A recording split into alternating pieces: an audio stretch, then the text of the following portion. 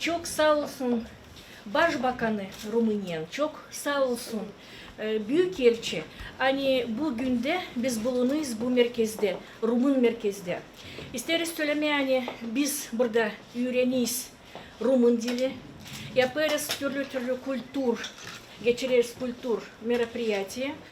Ben çok şükür ederim sizi ani misafirler yine kabul ettiniz.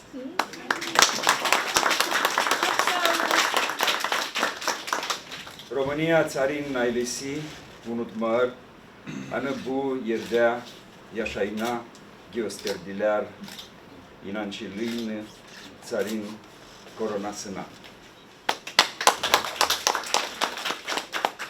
Çalışkan Gagavuzlar bu yerlere bereketli yaptılar.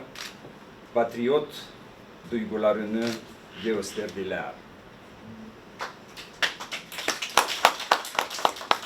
Beyan Tsar'ın ailesinden ilk kişi angısı etmiş yıldan sonra Comrada Gülde. Sunt convins că, dată fiind și prezența președintelui Consiliului Rectorilor din România, dată fiind relația pe care deja dumneavoastră ați inițiat-o cu Universitatea Dunărea de Jos din Galați, putem să dezvoltăm acest parteneriat în interesul ambelor părți. Sunt de asemenea convins că putem să sprijinim prin Institutul Limbii Române activitatea care înțeleg că este foarte importantă pentru dumneavoastră, aceea a cunoașterii limbii române. Noi suntem într-o relație foarte bună cu Universitatea din Gălăuția, cu doamna rector.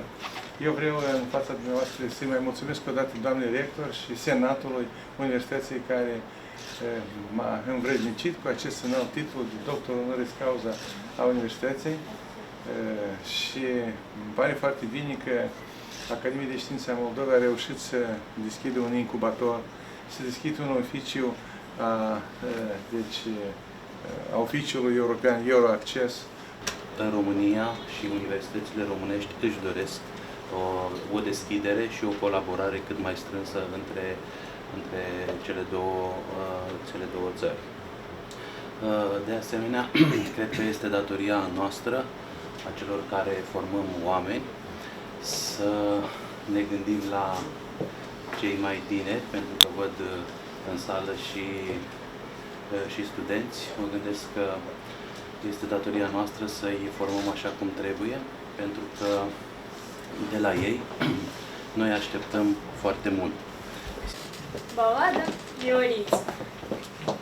Pe un picior de plai, pe o gură de rai, iată vin în cale, se cobor la vale. 3 turme de miei cu 3 ciobănii. Unul moldovan, unul ungurean și unul brâncean. Düğünde olma şenlikten, görme gökün yüzünü, yine tatlı yüzümü. Olma yıldan zengin, gençler geçsinler girgin, bayramımız çalkalansın, Gagavuzlar yaşasın.